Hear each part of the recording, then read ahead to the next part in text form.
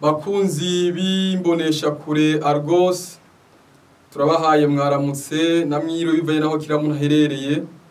Yesu mwene so mu kiganiro cy'ijambo ry'Imana. Uyu munsi turabahaye kaze dusangire namwe ubutumwa bwiza dusoma muri kino gitabo c'Abaheburayo igice ca kabiri ku murongo wa 3. Havuga ngo duhere ku murongo wa mbere. Ntitwanjanjwe kugakiza, nico gituma dukwiye kurushiriza kwitwarika ivyo twumvise, kugira ngo ntidutwagwe akayombekere tukabivako. Kuko ijambo ryavugiwe mu kanwa k'abamarayika ryagumyeho, kandi ibicumuro byose no kutabyumvira bikagererwa ingero bikwiranye. 3. Tweho tuzokwikiza dute nitwanjanjwa kugakiza kangana gatyo, kabanje kuvugwa n'umwami wacu, kagakomezwa kuri twebwe n'abakumvise. 4. Imana ifatanije nabo kugashingira intahe, yishingisha ibimenyetso n'ibitangaza n'ibikomeye by'uburyo bwinshi, n'ingabire za mpwemu yera zagabanganijwe nk'uko yagombye. Imana ishimwe cyane. Dusenga Imana. Turagushimiye Mana data wa twese, turagukengurukiye ko ijambo ryawe ari ububasha, ijambo ryawe ni inkota, ijambo ryawe n'umunzane n'icirore umuntu yirabamwo akamenya uko ari. Turasabye nyakubahwa uribemwo, kugira ngo mpwemu wawe asigurire umuntu wese gusumba uko nomusigurira, ibisigaye bigaragara mu bushobozi n'amavuta, y'izina ry'umwami wacu Yesu Kristo. Amen. Turabahaye kaze ku ijambo ry'Imana, kandi twasomye muri iki gitabo cy'uyu mukozi w'Imana yanditse. Abahinga ntibavuga umwanditsi. Benshi bariyumvira ko bari Paulo, abandi bakavuga ati uyu mwanditsi yari mu bihe bigoye, niyo mpamvu atashoboye kwivuga izina. Ariko icikimazi nuko inyandiko ziri muri iki gitabo zifasha imitima y'abantu. Mana ishimwe cyane. Tuza kuvugana ku ijambo rivuga ngo umva imburi y'Imana, canke umva ijwi ry'Imana ririko rirakuburira. Turi kumwe. Muri iyi minsi turimwo hari inyigisho zitandukanye. Izo nyigisho ni inyigisho abantu batanga, ariko usomye neza muri Bibiliya iratwereka yuko mu minsi y'iherezo hazoza abantu bigisha ukundi ubutumwa bwiza. Muri iki gitabo turabona ko ari igitabo ca kera canditswe mu mwaka wa 67 Yesu Kristo ataravuka, ariko aya majambo kirimwo n'amajambo avuga ku ishengero, n'amajambo avuga ku buzima bw'ishengero. Imana dufashe cyane. Iki gitabo c'Abaheburayo nico conyene gitabo kivuga ku buryo ubuherezi bwari bumeze kera. Ni gitabo cyo mwisezerano rya rishasha, ariko nico conyene kivuga ku bijanye n'ubuherezi. Mana idufashe cyane. Mene data, nakubwiye ko tuvugana ijambo rivuga ngo umva imburi y'Imana. Muri iki gihe ubutumwa bwiza buriko buravugwa, bubwira abantu kwihana, bubwira abantu kwezwa. Ariko abantu benshi, amadini menshi aravuga yuko ubutumwa bwo kubwira abantu kwihana ari ubutumwa bwa kera. Mana itabare cyane. Si ubutumwa bwa kera, kuko usomye muri Matayo igice ca 3 turahabona uburyo Yesu mu nyigisho ziwe yatanguye. Yavuze ngo mwihane kuko ubwami bwo mwijuru buri hafi. Usomye no mu gitabo c'ibyakozwe intumwa zabwira abantu kwihana. Mana itabare cyane. Amashengero ya kino gihe, kubera ko abayashinga baba bafise inyungu zabo, ntibabwira abantu byo kwihana. Mana itabare cyane. Urashobora kubisuzugura, urashobora kubigaya, canke no kutavyumva ntubibabare, ariko umvire ndakubwire, ijambo ryo kwihana niryo jambo shimikiro ry'ubutumwa bwiza. Turi kumwe. Uyu munsi nukeneye umuntu akubwira ku byaha byawe.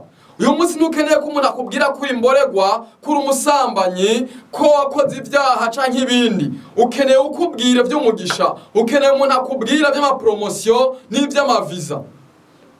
ibyo ni byiza. Yesu yavuze ngo ariko mumanze mwitware ku bwami bw'Imana kugororoka, ibisigaye muzobironka, kandi ibyo byose muzobironka ku buntu. Turi kumwe bene data. Uyu munsi amashengero ni menshi, ariko ikibazo uyu munsi abagore n'abakobwa basigaye bifata nk'abagabo. Muri Sierra Leone hariho umukobwa yitwa Linda Polika. Uyo mukobwa yari umumaraya, yari umusambanyi, yari mu mabwate, mu bubare hirya no hino. Umunsi umwe arapfa. Apfuye Imana imugirira ubuntu, imutwara kumuhishurira ibijanye n'umuriro n'iby'ijuru. Mana nidutabare cyane. Mu kurangiza iryo hishurirwa yagiyemwo, hari ibintu bitari bike Imana yamubariye abwira abantu bo muri ico gihugu. Yavuze ngo genda umbwirire abagore n'abigeme bamba n'amapantaro yuko batazoshika mu ijuru. Genda umbwirire abagabo bagira imishatsi nk'iy'abagore kujya bagira ibyo madred umengo n'abasazi, bakambara amashenete mu izosi umengo n'imbwa zitwawe guterwa inshinge. Genda ubabwire ko abo bose mu ijuru atakibanza bafise. Imana nitubare cyane. Imana yamubwiye ati genda umbwirire abigeme bafise ubushenza bwa poruone ku mutwe, basize inzara z'abumengo n'iz'inkona, ingohe barazimoye basigaye basa nk'udukoko. Ngo genda ubambwirire ko abo bose basenge, bavugishwe, bakora ibikorwa by'Imana n'ibindi byose, atariko mu ijuru nta kibanza bahafise. Imana nitubare cyane. Avuye muri ubwo buhishuzi agarutse mu mubiri, yatanguye kubivuga mu kibano. Hama abasataniste bari bafise amadini muri ico gihugu bategura umugambi wo kumwica. Imana yamubwiye ntugire ubwoba, ntaco bazokugira. Genda mu ishengero ryaryo ryose ubitangaza. Bamwe baramwemereye barinjira amashengero y'abarabitangaza, abandi baramwankiye. Iki gihe abantu benshi ntibagomba kumva imburi y'Imana. Iki gihe abantu benshi ntibagomba kubabwira ku byaha byabo. Iki gihe ubusambanyi bwabaye ndanse kandi burakorerwa no mashengero. Pasiteri ni uwa mbere mu gusambanya abigeme bari mu ishengero ryiwe.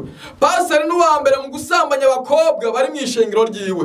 Uyu munsi uritegereza abacuranzi bo mashengero kanaka ukamengo n'umusazi, gusanga yambaye impuzu zatabaguritse nk'iz'abasazi.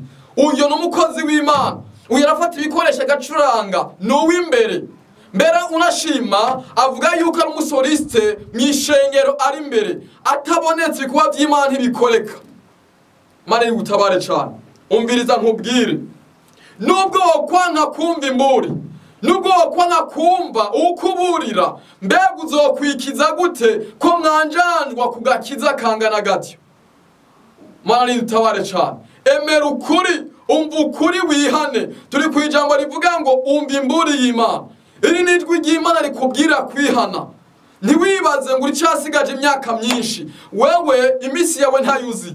Niyo mpamvu wofata umwanya wo kwihana, ugategura ubugingo bwawe, ugategura iherezo ryawe. Uyu munsi uri muzima, uri mu mwuka w'abazima, ariko umviriza kubwire, genda muri morgue abantu bariyo. Genda ku mpandura abantu bariyo. Genda mu bitaro uri abantu bari mu ivyuma. Ntiwihaye nako kayo bufise. Ntiwihayagiza n'ico gikuriro ufise. Abantu bagushima ngo wambaye neza, ariko rabo ubuhuzu wambaye ugeze mu ishengero utangura kubuduza, ugeze mu bantu utangura kubuduza, kandi wabwambaye ugahuza ukabona. Mani utabare cyane. Uyu munsi abagore b'ibujumbura benshi ntibagomba gusaza. Imvi ziraza mu mushatsi, agaca agenda mu isoko akagura ya marangi agasiga mu mushatsi. Mani gutabare cyane. Uyu munsi abakobwa n'abagore b'ibujumbura ntibazi kwambara. Iyumvira umuntu akiga maternelle akayiheza, akaja muri primaire akayiheza, akagenda secondaire agaheza, akagenda no kuri kaminuza akarinda heza atazi kwambara. Mani utabare cyane. Uyu munsi abagore b'ibujumbura b'imyaka 40, 45, 30 bambara ubuhuzu nk'ubw'abana b'imyaka 13. Bagaca bagenda mu makoraniro ngo bagiye gusenga. Haraho umuhura yiruka ngagiye mu misa ya mbere, misa ya kabiri. Haraho umuhura yiruka ngagiye gusenga, agahayagiza idini arimwo. Ni byiza kuba mu idini, ariko idini ntacyo rizogufasha. Idini ririca, ariko Yesu arakiza. Inyigisho nyinshi z'abanyedini nizo ziko zirica abantu benshi. Imana nitabare cyane. Tugomba turangize uri cyari muzima kandi urafise amahitamo. Ni wewe wo gutegura ubugingo bwawe. Ni mburi y'Imana, iri nijwi ry'Imana ariko urakubwira kwihana. Ntiwibaze ngo hari uwundi babwira, ni wewe nyene. Yesu narutabare cyane. Tugomba dusenga Imana. Urabona ko no kubika nubitse, ni wowe ubwirwa nta wundi. Reka dusenga Imana. Mana Data wa twese uri mwijuru, turagushimiye ko ijambo ryawe ari ububasha. Turagushimiye ko wamuzindwa no gutuma abakozi. Turasengeye umwene Data afashe ingingo yo kwihana, umubwire neza umugendere. Turamusengeye ufite izina ryiwe mu gitabo cy'urubanza, uryandike mu gitabo cy'ubugingo, ugaragare nk'Imana muri we, kandi umugendereshereze mu bushobozi bwawe, mu izina ry'Umwami wacu Yesu Kristo. Amen. Bakunze ikiganiro cy'ijambo ry'Imana gica kumbonesha kuri Argos TV. Yesu abahezagire, naho ubutaha mugira ibihe byiza.